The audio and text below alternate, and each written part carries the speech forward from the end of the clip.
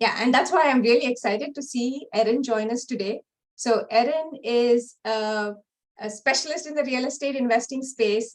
She has a very interesting journey, 0 to 180 degrees. Not only that, she's a podcaster, she's an author, and she just really, just recently left her full-time job to do what she enjoys doing the most. And one thing I really like about Erin's story is that we know about entrepreneurs who say, oh, I don't like the 9 to 5 job, and then get themselves a job which is more than 10, 12, 15 hours. Erin, on the other hand, her focus is how to achieve your dreams while reducing your overwhelm, not being overwhelmed, which I think is so important, Erin. So with that said, Erin, I'll hand it over to you. All right. Thank you so much for having me, Shalini, and hello to everybody out there. Thanks for tuning in today. I will share a little bit of a backstory and then kind of how it evolved into real estate investing and how that has led to me essentially retiring from my W-2 at the age of 43. I retired my husband in 2016, and that was amazing as well. So we'll kind of talk about how all that came to be. I started out with very humble beginnings. I was initially out of college. I went overseas and taught English in Barcelona for a couple years and traveled and was kind of living the free-spirited and also poor financially lifestyle, living like a hobo. And I fell into the mortgage industry in 2006. And I worked part-time for this company while also teaching English as a second language in the evenings. And it didn't take long before I realized that I wanted to be like the salespeople because they seemed like they had a lot of freedom and flexibility. They would, you know, come to work in jeans and a t-shirt and go to yoga in the middle of the day and then put on their suit and go to closing. And I thought, this is the life for me, footloose and fancy free. You know, I'm going to be my own boss. Nobody's going to tell me where to be. And so I went 100% commission in 2007, and I promptly fell flat on my face. By the summer of 2008, I was about $35,000 in credit card debt. And I had to ride my bike to a client meeting because I didn't have enough money for gas.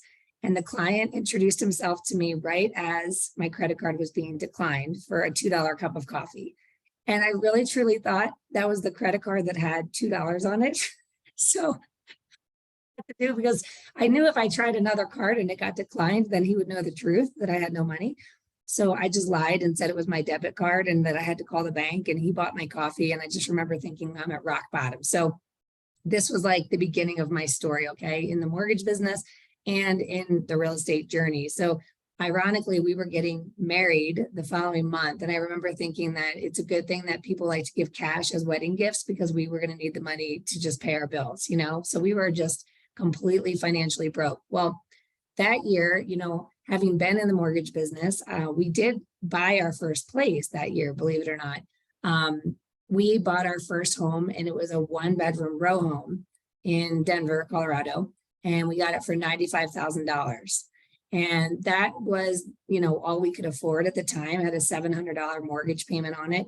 And we never had any aspirations or anticipation of being real estate investors. So I'll just start with that. If somebody's here and they are on the journey of real estate investing or considering real estate investing and it feels really overwhelming and daunting, just know that our journey began as an accident.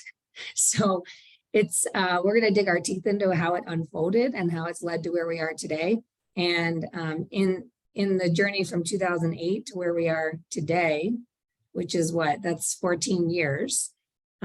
We've done everything from buy and hold and, you know, live in a property and keep it as a rental, to house hacking, where we've rented out a part of our home as Airbnb. We've bought out of state. We've done short-term rentals. We've done the BRRRR strategy, where you buy something that's ugly and you update it and you add value to it and then it cash flows. So I'll kind of walk you guys through that really quickly.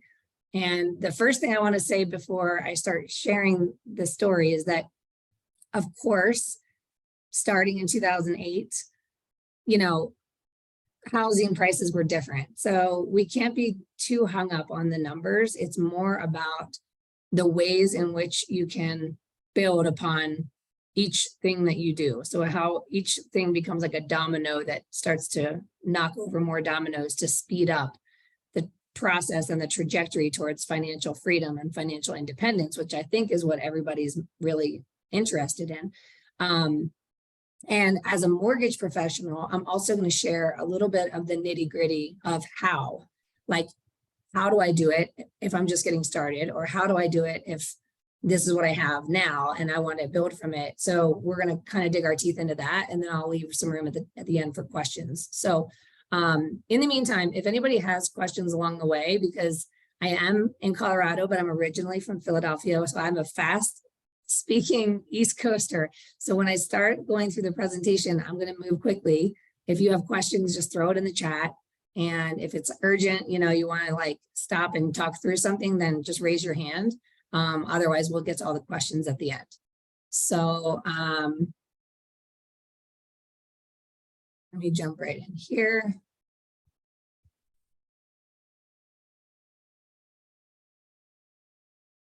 All right, so as Shalini alluded to, my motto is that the goal is to build a life you don't need a vacation from. When I started my journey, and as I mentioned, it was a hot mess express. I was struggling. I was terrible at sales. I hated all the traditional sales strategy. And eventually, through just desperation and kind of sucking it up and going through the motions, I found some traction in the mortgage business. And then eventually that evolved into having some success. And when the business took off, if there's anybody listening that's self-employed, then you know that in the beginning when you're building, it's difficult because you don't know when to say, I've done enough today. If you're trying to build something and you're building a business and you're not quite where you want to be, then there seems like there's no end in sight for the boxes that you could check and the hours that you can log to just simply get this business going. And then because you build it with poor habits, when the success happens, when the business starts coming in, there's no boundaries in place. And you're so grateful for the money and for the success, as we define it by financial success, that we tend to suck it up and survive our success. And I've seen many people convince themselves that they're fine, even though they're working 24/7, and they just say to themselves, it's fine, I'm so lucky to be making money. So at some point in the future, I'll enjoy my life again. And both ends of the spectrum, in my opinion, are stressful and difficult, because whether you're struggling financially and you're living in a fear or a state of self-doubt or limiting belief, or whether you're experiencing financial success at the expense of your time and your ability to be present with your loved ones and your enthusiasm, and you notice that in both ends of the spectrum, you're feeling like your light is being extinguished, right? And so the journey to freedom through real estate investing has been amazing, because what it's allowed us to do is little by little replace the income that we typically would have to actively pursue in exchange for that passive income. So with the passive income increasing, the active effort can decrease, so we can buy back that time and the ability to live the very life of freedom that we've been seeking all along. And I see a lot of people, they struggle to give themselves permission to live, because even when the business is working, there's still fear. We're human beings. I always tell people that if you struggle with fear or insecurity, it doesn't make you special. It just makes you human. And so as you evolve in your journey, the fear doesn't go away. It's just a matter of noticing it for what it is and asking yourself, like, is this current reality matching the vision I had when I started? And if not, what am I willing to do about it? And what am I unwilling to let in my way? So after this journey of struggling and broke to burnout, ultimately, I'd figured out how to scale the mortgage business and how to invest in real estate to experience that freedom. And then I put the strategy that worked for me into a book called Pursuing Freedom. And then that evolved into the podcast Pursuing Freedom, which is a real estate podcast, which again led to the speaking and coaching that Shalini has referenced. So here's a little bit of our journey from where we started to where we just left off. The property on the left is the first house we ever bought. Well, we bought just the little unit on the right side. So half of that duplex is just a 1-bedroom. And that's the property that we bought for $95,000. The property on the right is the home that we just sold in a ski town in Winter Park. We initially bought that about 5 years ago for $950,000. And in less than 5 years, we were able to sell it for 2.22. So it was a pretty incredible investment, and it's allowed us to continue to catapult into diversifying the funds into more investments that create more cash flow that allow us to, again, quit that W-2 job. So we're going to talk a little bit about the baby steps in the beginning, the buy and hold philosophy. So the first thing we did in 2008 is we bought that little row home for $95,000. It had an $800 a month mortgage payment. In 2010, we had a 5-month-old baby. We were in that little tiny place. We thought we were going to sell that house. So we were prepping it to sell to get the down payment to buy property number 2. But property number 2 came on the market right down the street, a little 1,200 square foot home that they were asking $200,000. And we were actually able to borrow a home equity line of credit against the first home for $10,000 to put down 5% on the $200,000 house. And we ended up putting house number 1 on Craigslist to see if we could rent it. And it ended up bringing in $1,300 a month. So ultimately, we had a new mortgage payment of $1,200 a month, but we had a positive cash flow of $500 a month on property number 1. So in essence, our new mortgage payment or overhead was only $700 a month. So we were taking on more space and a 3-bedroom home for our little family, but our overhead actually went down. And then we thought, well, that worked out pretty well. That was a good accident that happened. So when we were expecting baby number 2, we saw an open house sign 1 block away in the same neighborhood, which was property number 3, and they were asking $300,000. Now this was a 4-bedroom, 2,000 square foot home with an $1,800 mortgage payment. But by now, property number 1 is renting for $1,600 a month. So there's an $800 a month positive cash flow there. Property number 2 was actually renting for $1,800 a month. So there's another $600 there. So $1,400 a month coming in to offset this new $1,800 a month mortgage payment meant that our overhead was only $400 a month. So it was amazing because this net income from these 2 properties was $1,400 a month.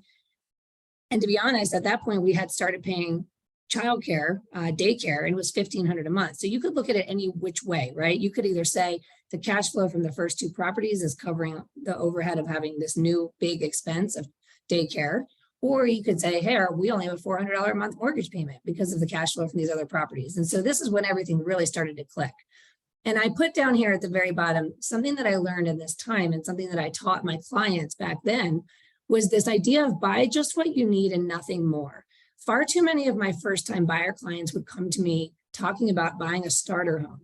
And Tony and I had also considered a starter home. We looked in the suburbs at a typical 3-bedroom split level home that would have been $200,000. When we bought our first house, our budget was actually up to $200,000, but we ended up getting that 1-bedroom row home for $95,000. And that became the catalyst for the beginning of this freedom journey because we went in way below our limit. And that has been challenging in recent years because so many people have been going to the max they can qualify for, and then going $100,000 over asking just to get a property in the last few years in the market.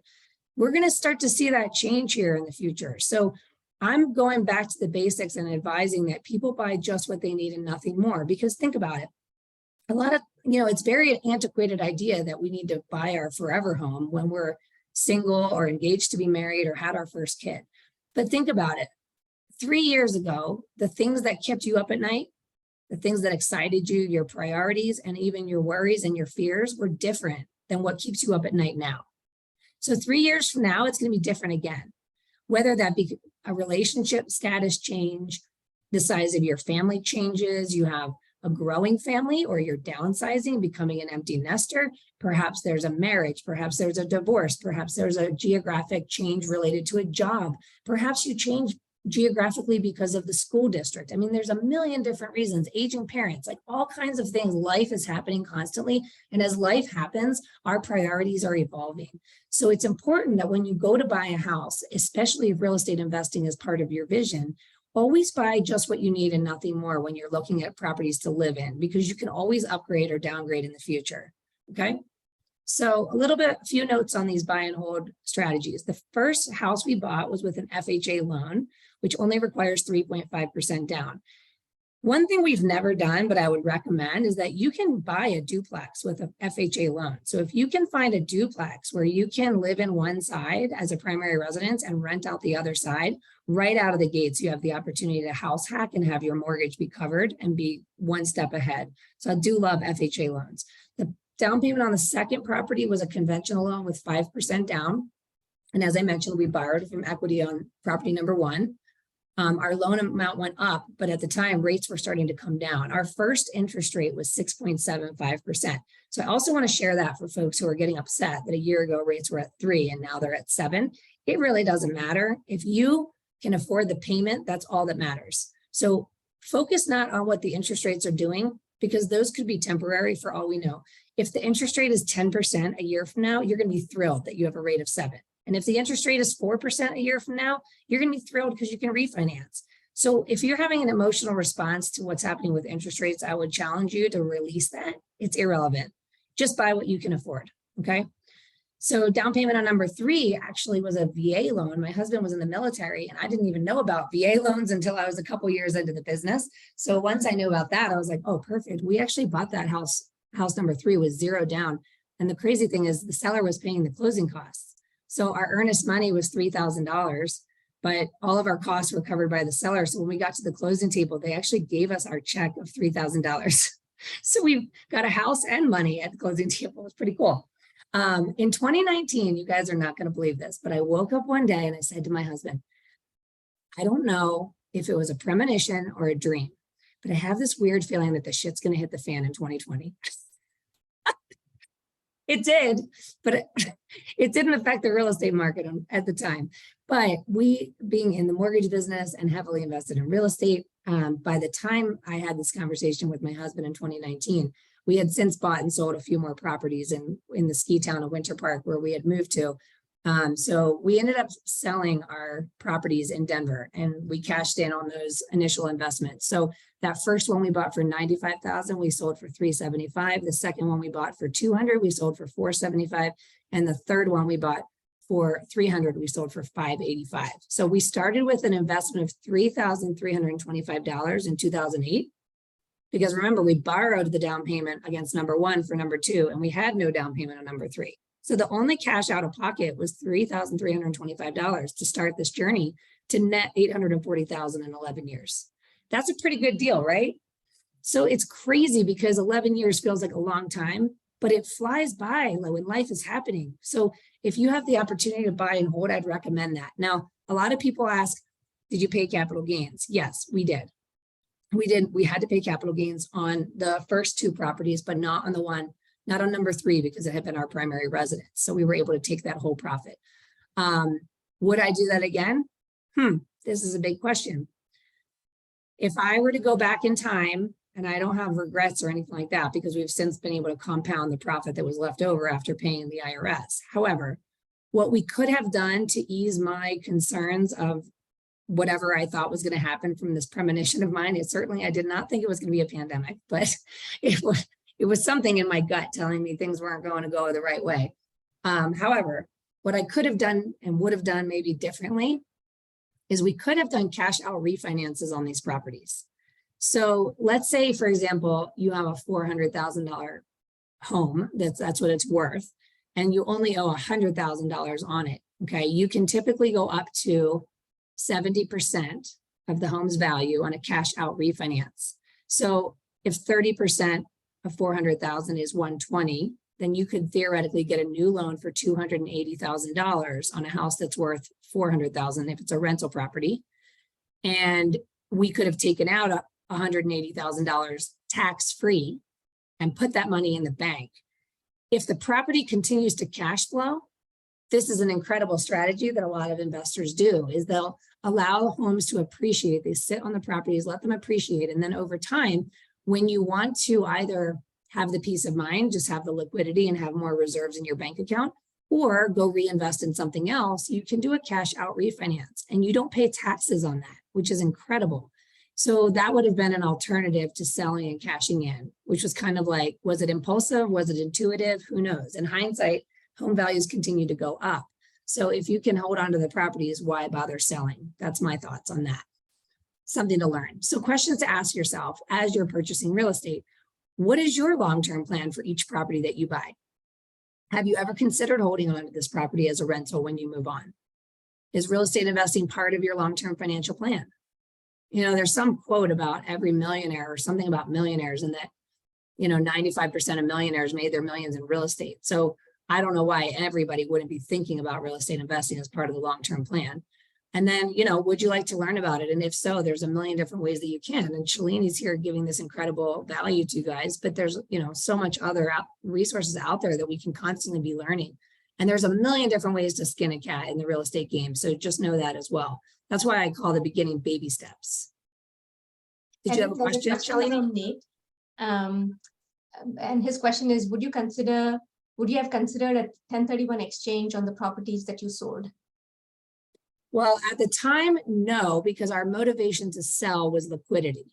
So we didn't want to roll the profit into something else. I have been being in the mortgage business since 2006. I just had a feeling there was something happening, like maybe there was going to be a shift. And I felt like we were heavily leveraged at the time, and we didn't have enough liquidity to carry us through if my income dried up or the rental property stopped being rented or whatever the case was, which is why I say what I would have done is refi. So there wouldn't have been a benefit to us at that point to do a 1031 exchange. We could have just kept on cash flowing those particular properties. But yes, 1031 exchange is a great strategy in general. We have a property now in Tennessee that I think when home values, you know, when we get through this shift that we're experiencing now, that's a property that it's fine, it does fine, but I think that there's other markets that we're curious about that we could maybe 1031 out of Tennessee into a different market. So that is, just so anyone's wondering, a 1031 exchange is the ability to transfer the profit on an investment property sale into the purchase of another investment property so that you don't have to pay those capital gains. You're essentially deferring the taxes to a future date. And that's another thing to consider, is that sometimes for some people, it just makes more sense to pay those taxes today because eventually you have to pay them. And for others, they would never pay capital gains. So it's really a decision for you and your CPA and your own financial plan, really. Okay, so here we're going to dive a little bit deeper into how things started to snowball from there to where we are today. So in 2015, we're living in Denver in property number 3. We buy a little second home in the mountains. And we got a condo for $195,000, a 70s time capsule with wooden toilet seats and wood paneling. And in the summer of 2016, we moved into it to feel out living in the mountains. And we rented our Denver property on VRBO. At the time, that property, that one property, property number 3, started bringing in $6,000, $7,000, $8,000 a month in income. And that was when I said to my husband, this is silly, quit your job, let's move to the mountains because I can work from anywhere. So we moved into this little tiny condo in the mountains and then realized that since it had no washer dryer, no storage, no garage, it wasn't really going to work for our family of 4. So we bought property number 4 for $290, or sorry, we sold number 4 for $295, and we profited $100K in 15 months. So that was fantastic. Then we bought number 5, another property in Winter Park, for $475. And it was kind of an impulse move. So it ended up not being the ideal forever home. So we ended up selling that for $535 and netting $60K in less than a year. So, you know, looking at these numbers, like $100K in 15 months, $60K in a year, right there, you already have an annual salary that would be enough for plenty of families to live off of. In 2017, we bought our dream home that I shared that photo of in Winter Park for $955. I was 38 years old. Now, when I say dream home, I mean, we wanted a single family home. We knew it was never going to be less expensive in this little ski town. And we knew we wanted a place in this town. And I remember saying to my husband, you know, do we want to wait 20 years to live our dream? Or do we want to live the life of our dreams today? Because nobody knows how long you're going to be on this planet. Okay, so to say like someday I'd like to do that, it doesn't work for me. If I say someday I'd like to do that, my next question is why not now? And then explore how. Before you say I can't or I shouldn't, ask yourself, what if it works? And then start to back into all the reasons why you can't or you shouldn't and get to the worst case scenario. So our whole thing was, well, if we could, I ran all the numbers. I'm like, I can't believe that I'm saying this because we had never spent a lot of money on real estate. So this was a big leap for us. But when I looked at all the cash flow from the properties in Denver, it really was not difficult for us to afford this, quote unquote dream home. So fast forward to, 2019, and we had this premonition, we cash in on those properties. And then in 2020, obviously we all know what happened. So we ended up going on a 6-month RV road trip and homeschooling our kids in that school year, starting in September of 2020. And we actually rented out our primary residence while we were traveling because it's in a ski town. And it was netting about $5,000 a month. So after we visited family in Philadelphia, we ended up having COVID. And at first, as you can imagine, we were terrified and freaking out. And then once we got through it and everybody was okay, we realized we were safe. We could go to Disney World. So we did that. So we went to Disney World and we were able to use the rental income from the Winter Park property to take our kids with guides, like hiring guides and doing like the most spectacular Disney experience you can imagine. For Christmas, we surprised them and said that Santa was sending them to Disney World. So it was pretty fantastic. In 2021, we decided we wanted to buy more rental properties. We had all the funds in the bank from 2019. And Colorado had become really expensive. So we started doing research, and we had such success with Airbnb and VRBO on that property in Denver and then the property in Winter Park. So we did some research and we bought property number 7, a second home in the Smoky Mountains in Tennessee for $450,000. And that short-term rental income is netting about $3,000 to $5,000 a month, depending on the time of year. We also ended up spending the entire month of July camping in 2021 and did what we call house hacking our property number 6. And that brought in about $3,000 a month net as well. And then we decided to add a kitchen to our basement in that property and create a lock off so that we can rent on the weekends and when we travel, and made that into a separate apartment. So that started bringing in some more funds. And then finally in 2021, we bought property number 8, a 4-plex on the water in South Padre Island. These were both off-market deals, by the way, Tennessee and Texas. A lot of people wonder because it was so hard to find properties that weren't, $50,000, $75,000, $100,000 over asking, which felt really reckless to me to compete in that kind of market. So both of those were just through word of mouth. So, it starts with cluelessness, right? And then it leads to some small experience, which opens your eyes and opens your mind a little bit to the possibilities. And then little risks become bigger risks and little rewards become bigger rewards. And the more you do it and the more you talk about it, the more you want to learn, the more you read and listen to podcasts and network with people that are doing it, the more your confidence expands. So if you had asked me in 2008 if I would have thought we would ever be owning properties in other states, I would have not assumed that would be an option. But through our connections, our friends that are real estate investors and their resources, we've been able to plug in to property managers and house cleaners and handyman and all the things that you need to run an investment property in a different state. So just know that, wherever you are in your journey, if any of this feels like a stretch, we crawled our way to where we are today over a long period of time. And that's not to say that people can't leap. You can leap for sure. But your confidence builds with each baby step. So on that one in Texas, we paid $587 for all 4 units.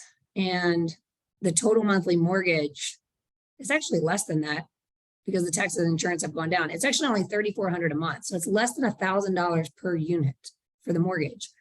So the estimated annual net income on that is about $60,000 a year, just on the one property alone. And here's the exciting part is that we ended up over the summer, also being in the mortgage business, I saw that change was coming and was anticipating that home values might start to go down as interest rates start to go up.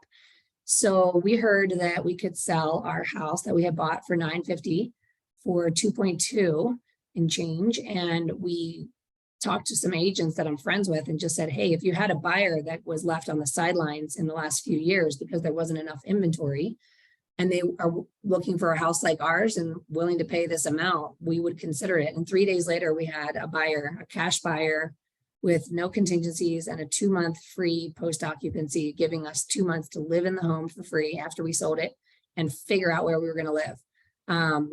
So there's a net equity gain of 1.2 million in 4.5 years there.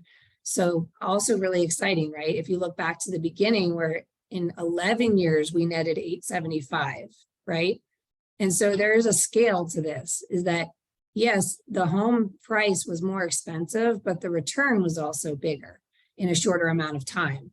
And obviously you can't be married to these numbers, because some of it is timing of the markets that we were buying in at right as the cusp as they started to go up, and some of it was sheer luck and some of it was networking. I mean, it's a combination of factors.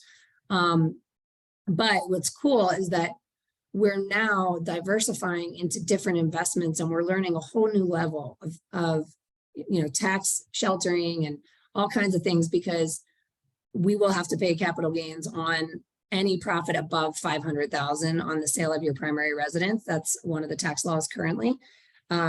So we're looking at ways to take some of that profit in 2022 and put it into different investments that give us significant deductions off of our taxable income, so that we can try to minimize that tax liability as best we can.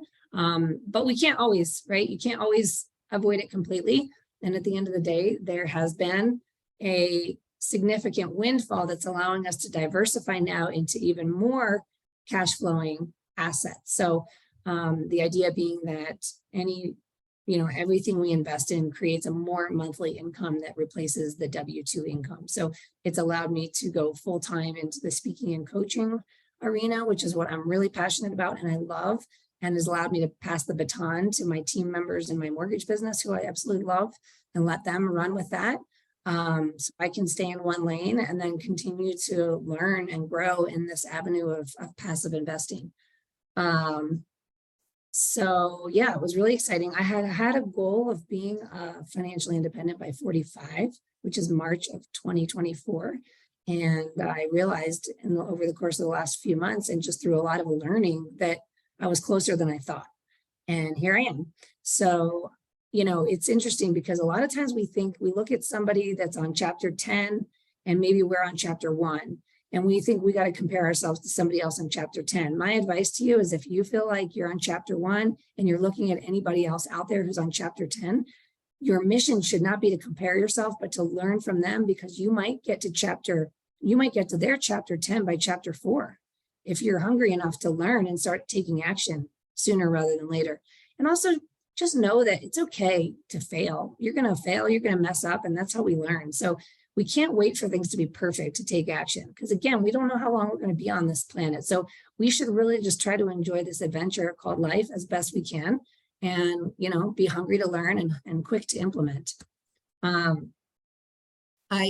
always say this is like the South Padre Island investment. It's a very old photo. It's actually much cuter now with green paint, but I always call myself a gold digger, because I had these goals that I wanted to get a beach house. And I wrote down in my journal on October 21st, 2021, that it's a year from now and I'm celebrating ... And part of what I teach in my coaching organization is lifestyle and business design, not just how to create a business plan to make money, but how that business is going to power the life vision you have, right? The adventures, the health, the relationships, the spirituality, the financial. And so I always write in my journal that it's a year from today and I'm celebrating. So I'm casting a vision for what would be fantastic in my life before I know how.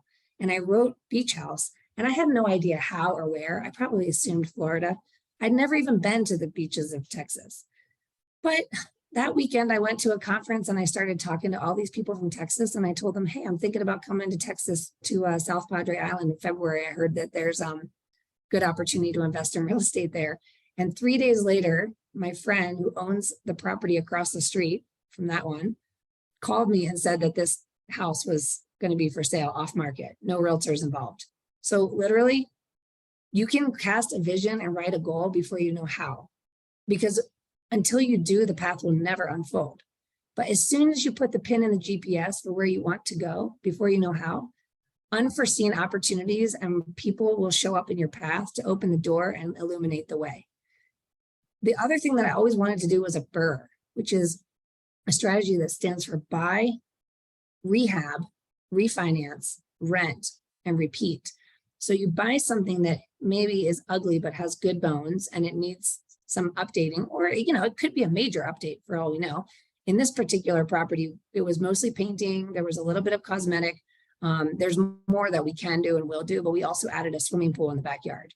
So it's right there. That's the view of the bay. It's 2 blocks from the beach, but it's very hot there in the summer. So having a pool is really important. And when you buy it, you're buying it and then you're rehabbing it and then you're renting it so that it cash flows. And then you can refinance to take back out your principal. So let's say you bought a house for $500,000 and you put down 20%, you're putting down $100,000.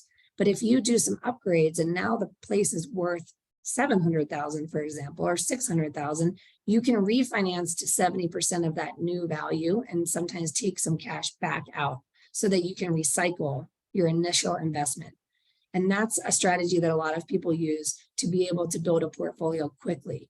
They look for those properties where they can add instant equity and then refi some of their cash out and then go and put that into another investment so that you can rinse and repeat more quickly. And then the last thing is that we had been interested in finding a multifamily. So this particular property checked all 3 boxes. Beach house, where we're actually leaving to go there tomorrow for the kids' fall break. And we're going again for a week at Christmas. And we just went for a week in October. We took the kids out of school. So we have a place that we can get out of the snow and down to the water. The BRRRR was fantastic because we were able to add value immediately and then pull out some of that equity. And then it's 4 units. So we've got, one of my goals in 2021 was to have 5 more doors. And we bought that one in Tennessee. So when October rolled around, I had thrown away the goal. I was like, well, I'm not going to get 5 doors before the end of the year. And then this property shows up. So it's crazy when you write down a goal and you don't know how, because when this property showed up, it was 4 more doors. And we ended up with 5 doors in 2021 and a beach house. It's just crazy. It's crazy. So anyway, here's just some of those notes. We did a cash out refinance on our property in Winter Park to buy number 7 and number 8. So we had some cash from the sales, but we also pulled some out. The mortgage payment went up by $900, but the estimated annual net income increased by $120,000 a year across the 6 properties. And then all of those worker bees were appreciating simultaneously. So the general rule of thumb, if you're thinking about doing a cash out refinance, is that for every $20,000 you increase your mortgage or take cash out of your equity, you can typically assume about $100 a month increasing your monthly payment. So the question is, would you be willing to spend $11,000 a year to earn $120,000 a year? Meaning, are you okay with your monthly payment going up on your current home in order to create significant compounding income on other investments? And again, the numbers are not guaranteed. They're just fun to look at. So, and obviously with rates being different now, that also plays into it. So things to think about. Can you qualify to buy a new primary residence and keep your old home? This is a question a lot of people have. So typically, if you're buying with a conventional loan, which the loan limit across the country has gone up, I think, to like $675 now on a conventional loan. 5% down is your minimum down payment in most cases, or more if it's a jumbo loan. Your debt to income, in terms of how you qualify, rarely changes, because if you put a long-term tenant in the house you're leaving behind, we call that the departure residence. As long as you have a lease agreement in place and security deposit on the departure residence that shows how much you're getting in rent, the lender will count that rental income to offset the old mortgage. So if you're worried about, can I qualify for another mortgage payment from the perspective of debt to income, it rarely changes much, because presumably the cash flow on the departure residence is positive. You're renting it for more than the mortgage. So it's really just a matter of, can you find the down payment? Okay. Second thing is, can you qualify to buy an investment property and stay where you are, like live where you're already living? Now, keep in mind that these guidelines can change over time, so they probably will. So, just be aware of that. But at the time of this presentation, you can do 15% down on a conventional investment property. Most people like to do at least 20% down, and nowadays even 25% because the interest rate is significantly better with 25% down, and you don't have to pay mortgage insurance. But when you're buying that property that we call the subject property, and it's an investment property, when they do the appraisal on that, it includes a rent comparison where the appraiser will give a fair market rent for the property you're buying. So again, presumably your fair market rent is going to be more than your mortgage payment, or it's probably not a good investment. And the lender will use 75% of that fair market rent as income on your qualifying to offset the new monthly payment. So again, your debt to income is not changing by much. It's more a question of, can you find the down payment? Third thing, can I qualify for a second home?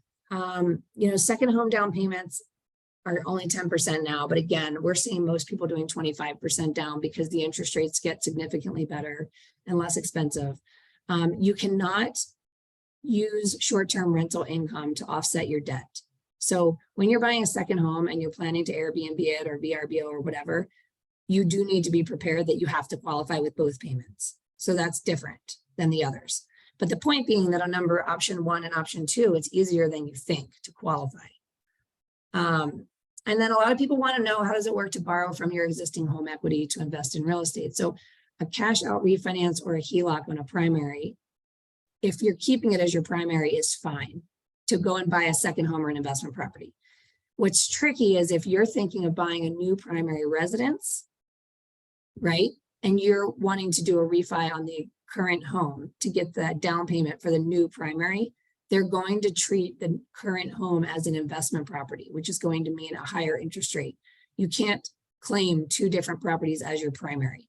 So if your objective is to refinance your primary residence to buy a new primary residence, then your intention with your current home is not to keep it as a primary. And that would be mortgage fraud. You have to be honest to say, I'm converting my current home to an investment to buy a new primary. Okay, just really important things there. There's not a lot of options to get home equity lines of credit on investment properties. And if you're not sure what a HELOC is, it's a home equity line of credit. And it means that you're going to leave your first mortgage as it is, which a lot of people want to do because maybe you have a rate of 3% or 2.5, and you don't want to do a cash out refinance, which is where you're getting a brand new, bigger loan to pay off the old loan, and you take the cash difference. A cash out refinance means the big loan is on today's interest rates. So you're getting out of your old rate and into a new rate on the big loan. A home equity line of credit is like a standalone. So you can leave your first mortgage as it is and borrow just against the equity at whatever the interest rates are. I don't want to get too much into that nitty gritty, but these are just important points for people to think about, because a lot of our clients would come to us saying, like, they just assume they cannot, right? That they just assume they cannot afford to buy another house, or they just don't know how. And I wanted to kind of clear up some of the myths there to help you see that it's easier than you think. And not to say that today's interest rates don't pose some obstacle, but again, interest rates are temporary. They don't, they change over time. So what does your future hold? How do you envision retiring? What would it feel like for you if your work was optional? Like when I realized that it was optional and that I was already there, it was terrifying. I mean, really, it was like completely terrifying that I'm even considering that I'm going to leave the 16-year career. But I was like, holy crap, we can do it, So it's pretty exciting. And then the other question is, how does your lender educate you and help you build wealth beyond the closing table? So a lot of people right now are so hung up on interest rates that we're seeing the consumers be so stressed out that all they want to do is shop for the cheapest rate. But your lender can be more than an interest rate. Your lender can be your advisor and your strategist and your partner in the journey towards building wealth. If you pick a lender that's knowledgeable. So ask your lender, do you own real estate? Do you own investment properties? What do you know about real estate investing? Ask your realtor. I can't tell you how many realtors don't have rental properties, which boggles my mind. How can they possibly not own rental properties when they're in that line of work? And the only way a realtor can make money, or a lender, is to continue to close deals, which means that they have to actively look for and close deals in order to get paid. Why would they not, in the arena they're in, be playing in the sandbox in real estate investing and building their own path to financial freedom. So my advice to you is pick a lender and pick a realtor, pick everybody. Your CPA needs to be a real estate investor. Like, hang around real estate investors and your mind will be blown much more quickly than mine was. Mine was a slow journey, but it can be much faster. Okay, last but not least, connect with me. Pursuingfreedom.com is my website. Now, my website is geared towards helping entrepreneurs grow and scale businesses to power an awesome life. So if you're a W-2 employee looking for real estate investing advice, I'm not really your person. Shalini brought me on because I have a story that I hope opened your eyes to ideas, but I don't have like worksheets and things on how to invest in real estate. It's just what I've done and how it's freed us. So it's been great. You can follow me on Instagram, lots of inspirational content around goal setting and lifestyle design. And then I teach a lot of workshops, if it's applicable in your world, your industry, on lifestyle and business design, how to increase your referrals, how to scale your business, and ultimately how to simplify success and have more fun, because that's what we should be doing. This should be fun, right? You can email me, hit me up online. I'm always happy to hear from you. I'm an open book. All right, I'm going to open up to questions. I hope I kept it short enough. Thank you, Erin. That was super helpful. And you say that you don't have, you're not a real estate investing coach, but I think your personal journey is something that everybody on this call can actually relate to, because the majority of the people are in the initial stages of their investing journey, and it's really helpful to see how your story unfolded, right? And it's been primarily house hacking, how you went from your current primary residence to the next one, to the next one, and to the next one. Awesome. So I see, Sandrine, you have a question. Do you want to ask it live? Are you able to unmute yourself? I think you should be able to. Yeah, I think I'm unmuted. Can you hear me? Yeah. Hey there. Yeah, thanks. This was really informational.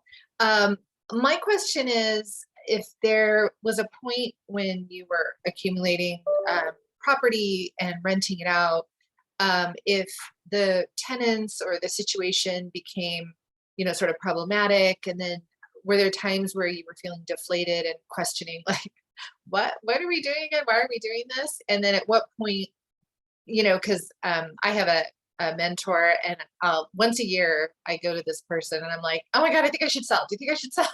And then she'll say, no, your plan is to hang on to this, right? I'm like, yes. And then she's like, well, there you go. I'm like, okay. So do you ever get that sort of flighty feeling, or were you just really set on your plan and like, I'm going to stick it through?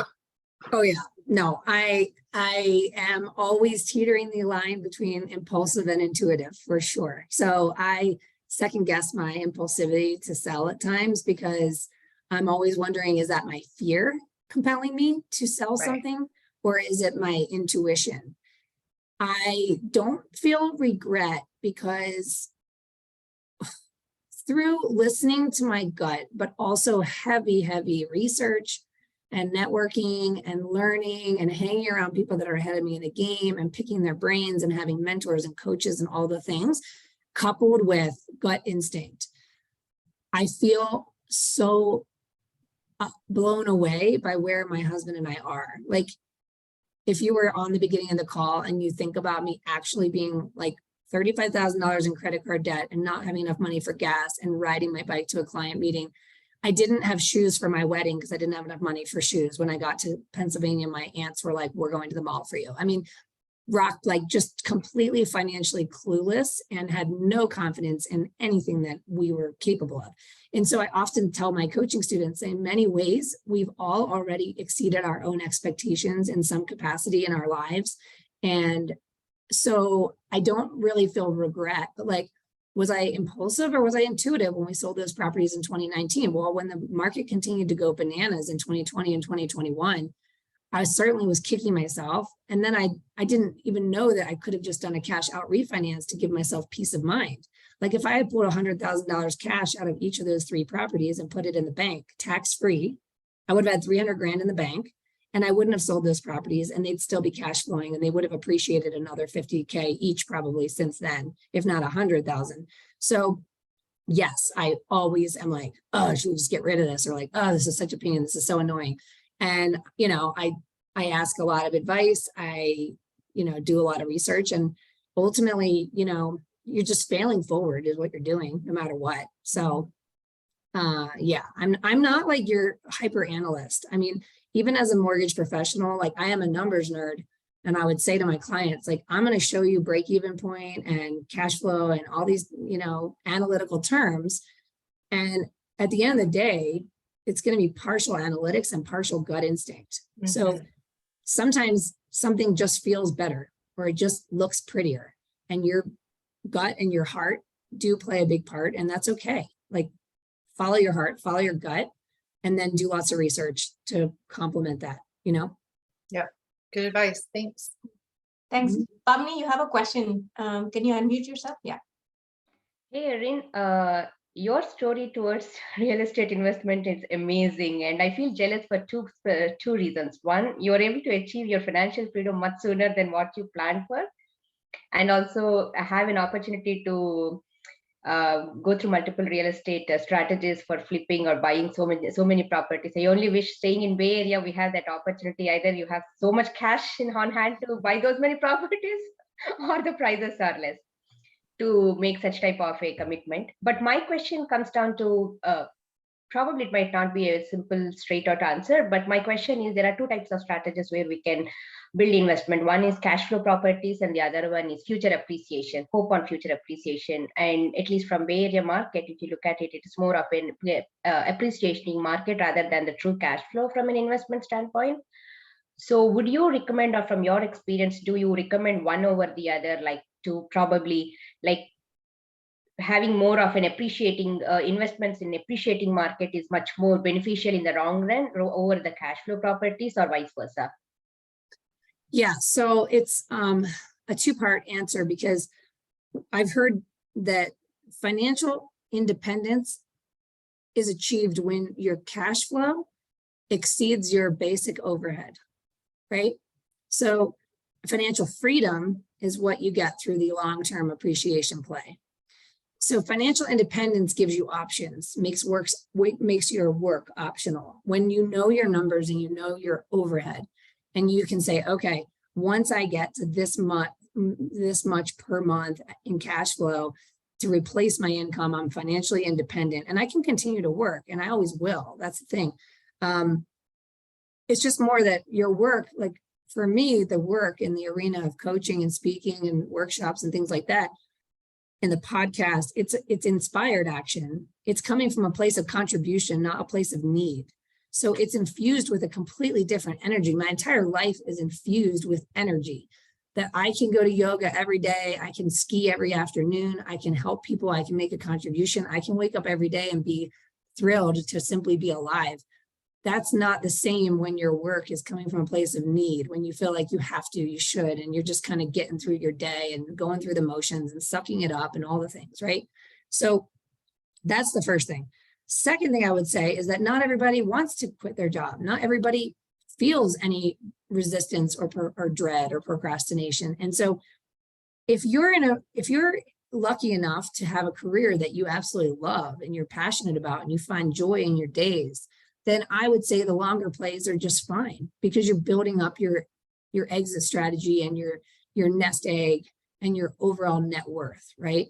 So for me personally, I was chasing cash flow first. And in the beginning, I wasn't chasing anything. I was clueless and everything was just a lucky accident. Then when we became more intentional was after the Denver property was on VRBO. When it started bringing in $7,000, $8,000 a month, I was like, what? This is crazy. Because the other properties are bringing in like $400 a month or $800 a month, right? So I was like, we should do this more. So that's where we started playing with, what if we rent out our home and we travel for 6 months? What if we turn our basement into an Airbnb? And then it was like, what if we buy Airbnbs? So then we were intentional about buying the Tennessee and the Texas properties because the cash flow is more. That being said, you ought to always have a plan B, because short-term rental regulations can come at any time from cities, from HOAs, whatever. They can make regulations. They can, Denver shut it down in all of Denver County years ago. So you want to always make sure you have a plan B, that it would still cash flow on long-term tenants as well. But then there's like levels we haven't even touched yet, which is where you get out of the, they say the tenants and toilets and move into, commercial real estate or different types of investing in storage facilities or RV parks or car washes or ATMs. Like there's all kinds of stuff out there. And now my mind's just being blown more because I'm chasing the cash flow first. And once the cash flow is enough to cover our overhead and work becomes optional, then we're going to be chasing the longer plays, like where you get your principal back in 3 to 5 years and it continues to cash flow, things like that. I don't know if that helped answer your question. It's kind of long-winded. Yeah, it did. Okay. Awesome. So we are at the top of the hour. Erin, thanks so much for being with us today, sharing your story, and thanks everyone for asking all your thoughtful questions. Thank you, Shalini. Thank you guys. Thanks for all your questions. I hope it was helpful. Awesome. Have a wonderful day. Bye. Bye.